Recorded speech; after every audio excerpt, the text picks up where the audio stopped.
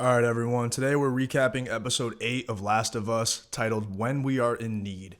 As usual, I'm joined by my boy Damon. If you missed the other recaps that we did for Last of Us, I got the links in the description. Now, before we give a scene by scene breakdown, Damon, what were your initial thoughts from this episode?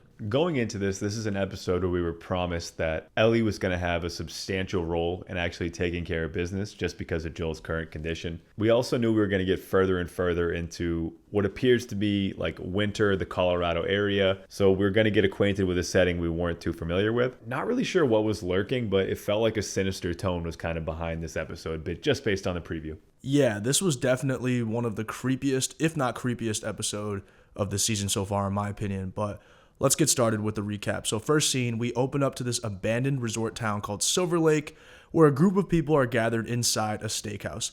A man named David is preaching, and everybody looks pretty downtrodden. A young girl named Hannah is crying, and David stops his sermon and goes up to comfort her. He continues reciting a passage from a biblical chapter called Revelation 21, and it only seems to make her feel worse. Hannah asks David when they can bury her father, but David responds that the ground is too cold to dig right now, so they need to wait till spring. The sermon ends, and the rest of the people leave, and David waits outside for his right-hand man, James. David asks how much venison, elk, and rabbit they have left to feed the town. James says they have about 1 to 2 weeks at best. Josiah and Martin thought they spotted some deer, but who the hell knows at this point. As James is walking away, David says he senses doubt, not from the people, but from James. James gives a half-hearted response of, I still believe. Apparently the last 6 months have been terrible, but David needs to know that James still believes in his leadership. James nods and David tells them to get their guns because they need to go hunting. Opening scene, quick thoughts, Damon. They've definitely kept up the trend of making their establishing shots very video game-like, which I think is pretty cool. You get an idea of what you're going to be dealing with. This is that wintry setting, but it's definitely not as well equipped as Wyoming was. The commune had stuff you could see farm life, you could see commerce around. This seems much more desolate and frigid, maybe like forsaken in a way. David is kind of coming into that preacher role. We first see him in that, which, usually doesn't work out too well, but everyone's looking for something when it comes to apocalyptic events, so it only makes sense that people would rally behind religion in a certain sense. The verse that he reads when someone passes on seems like one that he's had to read quite a few times. And it also seems like as a leader, he definitely inspires confidence in the people around him, but he's consistently running game in his head. You can see behind those eyes that he's trying to say 1-2 steps ahead, and that right now everyone's just treading water, so there could be some desperation ahead. He seems very suspicious too, which is also not a great trait you want in your leader. Yeah, good points there. We now cut to Ellie and Joel still camped out in the basement of the abandoned house. Joel's wound does not look good, and Ellie tries to get him to eat some of the rations. It literally looks like a single potato chip, probably a piece of jerky or something. Joel can barely move, so the food stays untouched. Ellie takes matters into her own hands and grabs the rifle to go hunting. At first, she sees a rabbit, but she moves a bit too close and the rabbit is spooked and runs away. This shit obviously isn't going to be easy. Ellie treks a bit farther along the woods and sees a fucking deer. She gets in position and actually hits the deer. She buckles him with a nice body shot, but he runs away despite being wounded. We then cut to the deer dead in the snow, and we see David and James there as well. They must have been nearby, and the wounded deer ended up stumbling towards them and dying at their feet. As they get ready to steal the deer, Ellie pulls up and has a rifle pointed at both of them. She yells at them to drop their guns, and a tense negotiation begins. Ellie's voice sounds different in this interaction.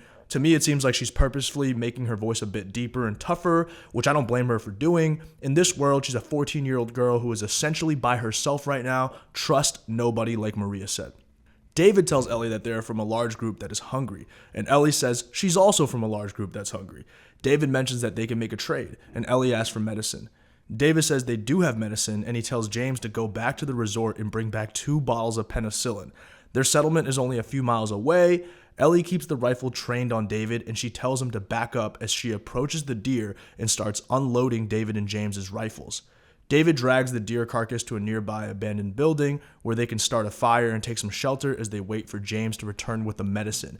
David asks for Ellie's name, and she doesn't respond. This guy seems creepy AF, man. The actor playing him did a great job. I think his name is Scott Shepard. Anyways, David invites Ellie to join their group, and Ellie declines to join their hunger club. We find out that David is the leader of the group, and the people apparently chose to follow David. Sounding very cultish indeed, he even admits that it's sort of a cult thing. He's a preacher and claims that he started believing Bible stuff once the world ended. He used to be a math teacher for 14-year-old kids like Ellie. Imagine this fucking dude teaching kids, bro. Like, what the fuck? Anyways, David says when the Pittsburgh QZ fell in 2017, he left with a flock of people and they kept amassing followers and eventually ended up here. Then we get this creepy moment where Ellie says, hey, looks like their luck ran out, and David says he doesn't believe in luck. He believes that everything happens for a reason. You see, this winter was unusually cruel, and David sent 4 people to a nearby town to scavenge for whatever they could find. Only 3 people came back. The man who died was Hannah's father, and he was murdered by a man with a little girl. So basically, Joel killed Hannah's father back in eastern Colorado U. David knows who Ellie is, and he knows that Joel is wounded. At this exact moment, James has returned with a gun pointed at Ellie. David gets James to lower the gun and slide Ellie the medicine. They could have easily killed Ellie, but clearly David wants to keep her alive for some weird reason. David tells her he knows she's not with the group and that he can protect her. Ellie grabs the medicine and runs off. She hastily returns to Joel and starts administering the penicillin. I'm not a medical expert, so I don't know how the fuck you actually do this, but she ends up injecting the penicillin directly into Joel's wound, which looks extremely painful. I'd probably do the same exact shit in her situation, to be fair. Ellie then cuddles next to Joel to try and keep him warm so he can recover. All right, so now we know that David's group is nearby and they are dangerous. Thoughts on that scene, Damon? The Ellie and David interaction was kind of spooky in some sense. He definitely is the kind of guy who the longer he talks to you, the easier it is for him to kind of reel you in into his line of thinking. You can see the manipulation tactics all around. He comes across as nice, but he's definitely trying to manipulate. You can tell the fact, like, when he drops in Joel as the crazy man, like, you're actually following a bad guy, or your dad is a bad guy, to try and make Ellie feel as if he's the one who's in the right. He seems honest in some respects, but he's obviously hiding something. Also, it sounds like his squad is an awful lot like the Mormons, ton of religious followers flocking out west to a new place. A chilling lead-in and well-written to when he's gonna introduce the fact that Joel was actually the one who shot the girl's father. Man, James is lucky he lived to tell the tale after pointing a gun at Ellie. We'll see if he stays so lucky later in the episode. The flip side perspective is just a big part of The Last of Us in general, right? Everybody's trying to tell you their side is the one who has the answers, and their side is the one who's justified. But instead of seeing the same characters over and over again, they eventually die off, or Joel and Ellie move to a different setting. We sort of see the same theme play out with different characters. So while we don't have the same characters, we have the same theme, which actually lends itself to a stronger sense of world building. And man, as you can see when they go back to the basement, the clock is running low, especially with this strange ass crew nearby who's trying to woo Ellie in and trying to get her to sort of associate with them a little bit. There are dangers all around. We cut back to dinner time at the settlement. We see the cooks chefing up in the kitchen, and it turns out that they only have 5 more cans of tomato sauce. A man brings in a tray of meat, and the woman, who I believe is Hannah's mother, asks what it is. The man pauses and says venison. She doesn't look convinced, but she puts the meat in the pot regardless. We cut to the dining area where David drags in the deer that Ellie shot. So that meat that they are currently eating isn't from that deer, which is quite interesting. The group is quiet and staring at David uneasily, and he addresses the rumor that they indeed found the group that killed Alec, which is Hannah's father. David says when the sun rises, they'll find her trail and bring the man to justice. Hannah interrupts him by saying that they should kill both of them. The entire room goes quiet, and David calmly walks up to Hannah and backhands her. Her mother rises up from the table, but David gestures for her to sit down. I can't believe the entire room is just watching this shit. Holy fuck, what a bunch of losers. David crouches down and tells Hannah she will always have a father, and she will show him respect when he's speaking. So David is basically saying, I'm your daddy. This is a fucking sick man. David sits down, and Hannah's mother serves him a fat plate of meat. He's even sitting at the same table with Hannah and her mother. What the hell is going on, man? They say grace, and then everyone starts eating. We see James eating very slowly, and we see that David seems to have the biggest portion. Let's take a little break here and regroup, Damon, because I'm feeling a little bit uneasy. I gotta go puke real quick. What'd you think? So disturbing, but at the same time, really interesting. You knew that David was going to snap at some point. Not a man who likes to be talked over or spoken against in any way. Something about appointing yourself as a kid's father without any other say-so seems kind of fucked up. This is when we get a look under the hood on David and really see his God complex, right? We know that he has the idea of religion behind him. We know that he sees himself as a leader, but clearly he sees himself as the numero uno in this situation. Like, he thinks that he's in total control.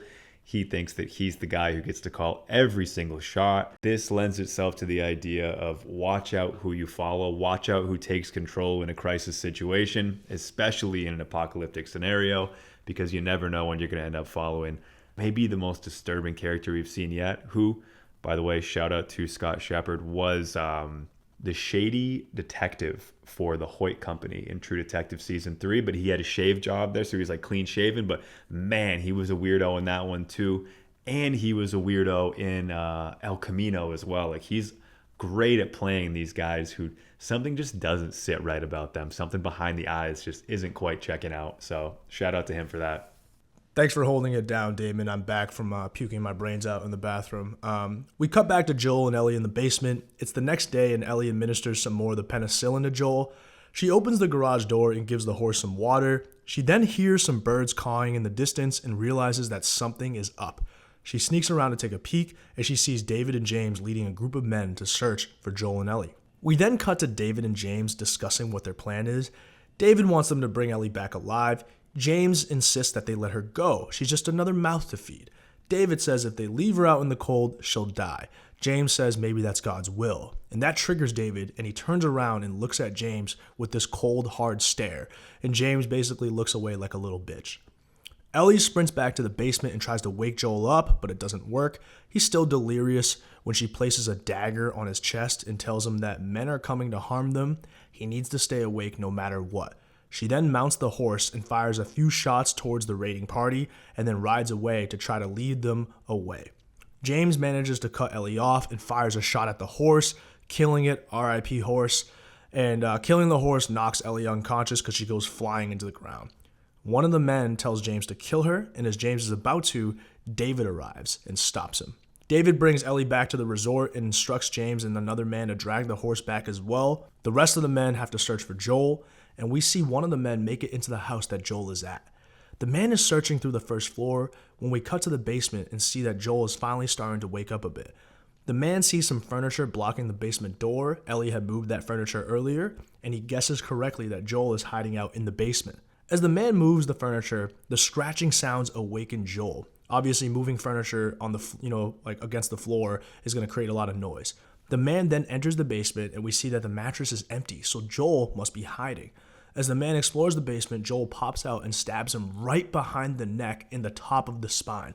Joel then puts the guy in a sleeper hold and uses his gravity and his weight to fall on top of him. Remember, Joel doesn't have a lot of strength right now, so he has to use gravity to his advantage. He kills the guy without making too much noise, and it allows Joel not to use too much energy. Joel musters his remaining energy and gets up.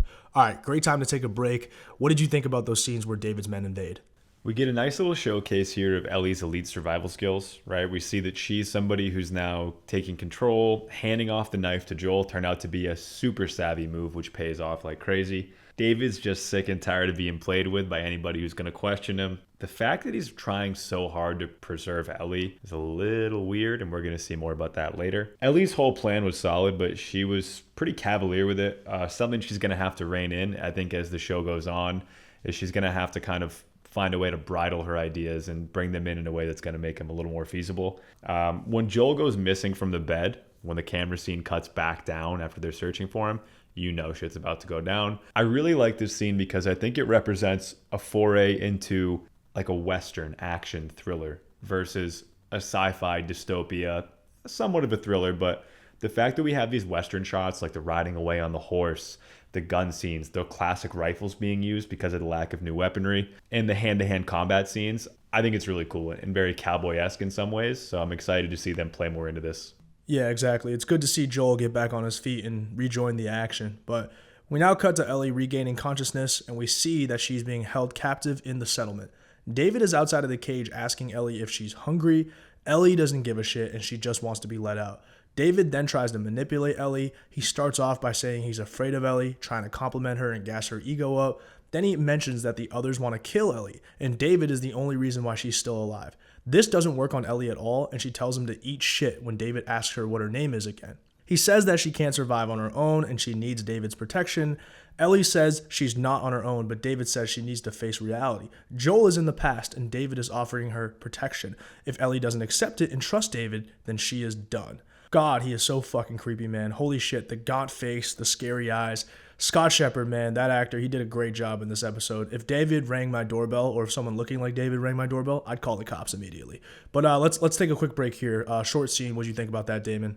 This opened up straight out of a series from the Saw movies, right? Cage, torture devices on the wall, very kind of creepy guy running the show here. You can obviously see David has some gigantic codependency issues. He wants people to depend on him so he can feel as though he is the man that he is supposed to be. But he's got a bit of a wild side too, and not in a good way. And it's cracking. You can see the surface below, and we're getting a little more of it each scene. He plays at the angle of isolation and loneliness a little too hard. Like he's some sort of a good cop, also trying to execute a little bit of brainwashing and manipulation here. The idea that you are alone, so now I am in power and you should join up with me, and that I'm the one who saved you, especially after we've seen what this guy's really up to, should throw up some serious red flags if it hasn't already. I would say you should have picked up on David being a sicko probably 20 minutes in at the very latest, but here we are at a later point, and let's just hope Ellie doesn't fall into the trap. Yeah, you can definitely just see the beginning of just David trying to groom Ellie, trying to manipulate her, make her feel like she's powerless and she needs him. It's fucked up and sick. But we now cut back to Joel and the remaining intruders from the settlement. A man named Marco is still sneaking around looking for Joel. He walks around and sees his buddy Timothy mangled on the ground. Guess he's not Himothy. All right, my bad, y'all. Anyways, he goes up to check on Timothy. Joel comes out of nowhere and knocks him out with the rifle. Oldest fucking trick in the book, man. Marco is a dumbass. Anyways, we cut to an indoor torture interrogation scene where Joel has both Timothy and Marco tied up. Joel starts punching Timothy repeatedly in the face while Marco begs Joel to leave him alone. Timothy says he doesn't know any girl, and Joel proceeds to stick the knife right above his kneecap. Jesus Christ. Timothy screams in pain, "Ah!" and says that the girl is alive. Joel asks where the girl is, and when Timothy hesitates to answer, Joel threatens to pop his kneecap off with a knife. Timothy admits that Ellie is being held at the Silver Lake Resort, and Joel then pulls the knife out and sticks the blunt end into Timothy's mouth with the blade pointing out. Joel pulls out a map and tells Timothy to use the knife to point to where they currently are and to where Silver Lake is. Joel says it better be the same spot where Marco points to. Because Timothy is pointing with his mouth, Marco can't see where he's pointing. This way, Joel can tell if one of them is lying. Timothy points out the locations, and then Joel just stabs Timothy in the chest and kills him anyways. Ruthless Joel is back on the menu. I love it. Marco is screaming, "Why the fuck would you do that? He told you what you wanted, man." Joel approaches Marco with a metal rod as Marco tells Joel he ain't telling him shit. Joel says, "It's okay, I believe him," and bashes Marco's head in, killing him. All right, we've seen the return of Joel. Joel is back. What'd you think about that torture scene, David? It's okay, I believe him might be a top 5 line of this season. Going back to the conversation about genre from before, tell me that this scene isn't Tarantino-esque in some way, right? The way that they have the torture set up, the way that there's this constant tension in the room. Honestly, I'm happy to see Joel coming back off the bench because they're definitely going to need him. Yeah, Joel is back. We now cut to Ellie in the cell trying to escape. As she's staring outside of the cell walls, she sees something that spooks her immensely, and she backs away in fear. David walks in at that moment with a plate of food. He lays the plate at her feet, and he looks over at what Ellie is looking at. We see a human ear on the ground. They've been chopping up humans and eating them. David tells Ellie that the food he just brought her is deer meat. While that's probably true, no fucking way I would trust this guy now. Ellie says that they're going to chop her up into little pieces, aren't they? David says he'd rather not, but he just wants to know her name. Ellie then explodes in anger and kicks the plate of food away and calls David a sick fuck for eating people. David backs away and says yes, there are only a few of them in the settlement that know, but he would have told Ellie for what it's worth. You can see him continue to try and ingratiate himself with her and make her feel special. Good thing Ellie isn't falling for it. Ellie calls David an animal, and he says, yeah, we all are. David says it was a last resort, but the people in the settlement would have starved if they didn't start eating humans. These people put their lives in David's hands. They love him, and he can't let them down. This guy is a fucking psycho cult leader. Ellie says maybe they should starve, and David counters by saying she's a hypocrite because Joel killed a man to save her. Essentially, humans will do anything to survive and protect their own, so everything is fair game to David. David continues to try and groom Ellie by saying she reminds him of himself. I don't know if that's a compliment, David. David says that Ellie is a natural leader. She's smart, she's loyal and violent, just like David. David says he can tell that Ellie has a violent heart because he also has a violent heart. When the world ended, he was shown the truth, not by God, but by cordyceps. Cordyceps isn't evil, it's fruitful and multiplies. It feeds and protects its children. It secures its future with violence if it must. It also loves. Ellie asks David why he's telling her all of this. David says it's because she can handle it while the others can't. The others need this God in heaven bullshit. They need a father. David is surrounded by sheep, and he's desperate for an equal and a friend like Ellie. Ellie asks about Joel, and David says he can call off the others and spare Joel's life. They'll follow David. They'll follow us. Jesus, what a fucking creeper. David says he could use Ellie's help, and together they could do great things because they are strong. They would make the place perfect. They would do whatever is needed for their people. At this point, David has his hands gripping on the cell, and Ellie moves her hand to the cell as well. David then puts his hand over Ellie's and starts caressing it. God, this shit was so hard to watch the first time. Imagine me, I'm watching this shit for the third time because I gotta make this recap. Anyways, David lets his guard down. Ellie grabs his finger and breaks it, then tries to reach and grab the keys from David's belt. David fights Ellie off by knocking her head into the cell wall. He's now pissed off and says he's going to tell the others. Ellie finally tells David her name. She yells, "Tell them that Ellie is the little girl who broke your fucking finger." David responds with tiny little pieces. Not looking good for our girl Ellie. Sinister scene. What'd you think about that, Damon? We finally get the cannibalism reveal that I think we were all thinking of, but maybe hadn't had confirmed yet. Gives some Donner Party vibes, right? Group of people lost, journeying west, frozen out, don't really know what to do, so they eat their dead. Sorry, but it's kind of hard to play up sympathy for a crew that eats another guy. I know it's dog eat dog, but this is a little too much. Nice reveal with the earshot, honestly. The way that David keeps on trying to play at guilt and manipulate, like you were saying, he was defending you. Like, yeah, man, because you had a raider who was coming up on them trying to kill them, okay? Consistently manipulative. It never looks like Ellie totally falls for it, which is awesome. We expect that of her, though. She knows who she is and she knows who people are. She's very good at reading people. David, if he hasn't lost you already, probably should have when he gave that whole soliloquy to Cordyceps. Kind of strange. The difference in the way that he and Joel view violence comes down to David has this reluctant suppression, but he knows that he needs it and he feeds off of it and he almost uses it gratuitously. Where Joel is more of a, I'm going to take care of things when they come up and I'm going to do what I have to do to get it done. Granted, the last scene we had Joel in was kind of savage on his part, but there's always like a noble goal behind it in some respect or some sort of payback being issued. David is not quite that guy. He seems kind of like the anti-Joel in some respects when it comes to that. Glad he admitted that his whole religious angle was just kind of a play to get people to follow along with him. We see this time and time again in history with people using religion or a belief system as a way to manipulate the general populace. So this guy is just one of the same snake oil salesmen for sure. Yeah, good points, good points. We now cut to the outside of the resort where we see Joel finally make it to the entrance, rifle strapped to his back. He sees a trail of blood in the snow and he breaks into one of the storage sheds. In the shed, Joel shines his flashlight and looks around. He doesn't see anything noteworthy at first, but as he keeps exploring, he sees the frozen carcass of the horse that he and Ellie rode on. Joel looks further, and then he sees beheaded human bodies hanging upside down. Very, if you guys have ever seen Blade, it's very reminiscent of the first scene from Blade. Anyways, remember at the beginning of the episode when David said they would bury Hannah's father in the spring? Well, it's clear that they have already either eaten him or has his body hanging up waiting to be butchered and eaten. There's a good chance that Hannah has already eaten her father. I'm gonna fucking puke again, man. Let's take a quick break, David. I gotta go puke again. Yeah, this scene really just sends home what we've already seen before. The depths that they've sunk to basically keep everybody surviving. The morality and philosophical aspects of this can be debated ad nauseum, but it definitely seems like the kind of thing that signals the crew has become a little unhinged in general. We're going to see if Joel can actually kind of crack the outer layers here and pull off the comeback of the century. We now see David and James storming into the cell, and they quickly grab Ellie. Ellie is screaming for her life, but the two men overpower her and put her on the butcher's table.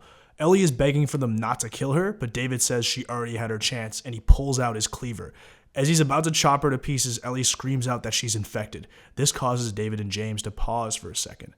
Ellie managed to bite David during the initial struggle, so now he has a cut on his hand. Ellie points out this cut and says that David is now infected as well. David purposefully swings the cleaver right by Ellie's head and lodges it into the table. Ellie tells David to roll up her sleeve and look at her arm. He does, and they see that Ellie's arm clearly looks like it was bitten by an infected. Ellie taunts David by saying, "Everything happens for a reason." James is scared and he looks at David. David doesn't believe Ellie because infected usually turn pretty quickly, and Ellie's wound is fully healed. There's no way this is real, but James believes it and says, "It looks pretty fucking real to me." Ellie takes this chance and grabs the cleaver on the table and hits James with a fatal blow right in the jugular. She quickly runs off as David pulls out his gun and wastes the rest of his ammo trying to hit Ellie. Alright, before we go into the final showdown between David and Ellie, what did you think about that scene, Damon?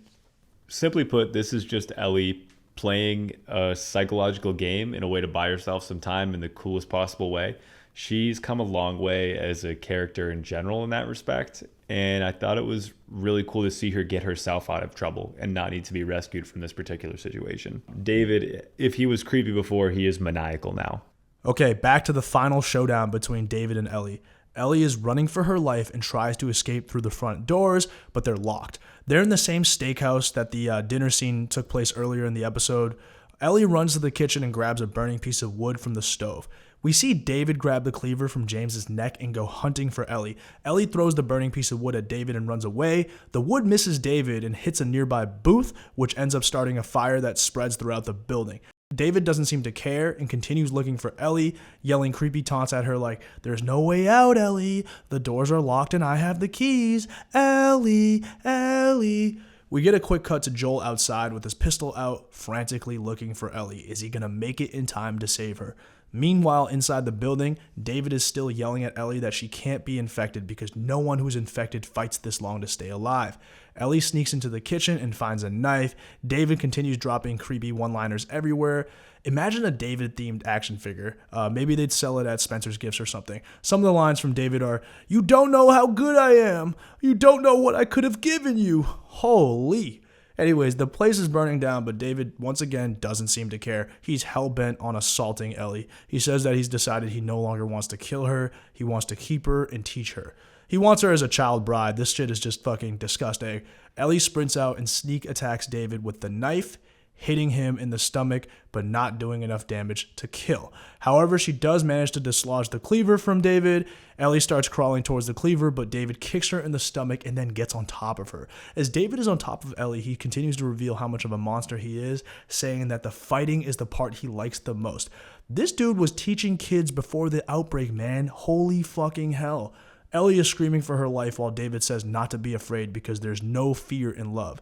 As David is about to do the worst, Ellie manages to reach back and grab the cleaver. She hits David and then gets on top of David and goes savage mode, smashing his face to tiny little pieces.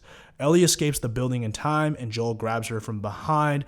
At first, Ellie is screaming to get off, but she turns around and realizes it's Joel. Joel holds her tight and says, "It's okay, baby girl." He gives her his jacket and they walk away from the resort. What a shitty resort, man. Terrible fucking experience all around. 1-star reviews. End of the episode, Damon. Thoughts on an intensely frightening final scene?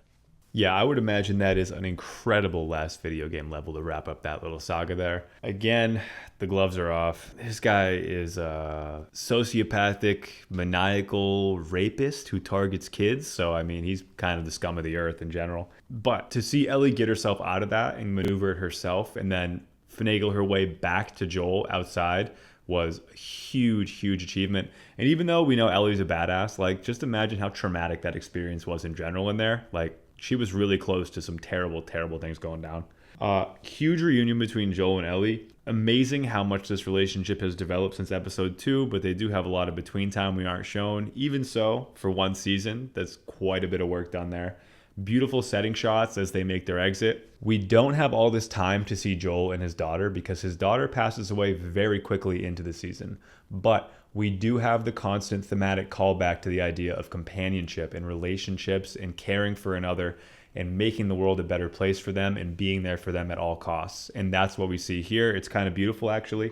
It seems like we are heading to a pretty badass finale. I mean, if that's your penultimate episode, I think we're working up to something pretty special here, and it's kind of been a joy all season long. One last note, There was a recent comment about how, from a viewer, which we appreciate, about how, in a way, Fedra does keep things together, building off of what Captain Huang was saying in last episode. Very nice tie-in to this episode because we've seen the evidence of a lot of places where Fedra is not present and things are, either slightly in turmoil or have stabilized really well, like the commune. This is an episode where we see what happens when nobody trustworthy or nobody with any control really is in charge.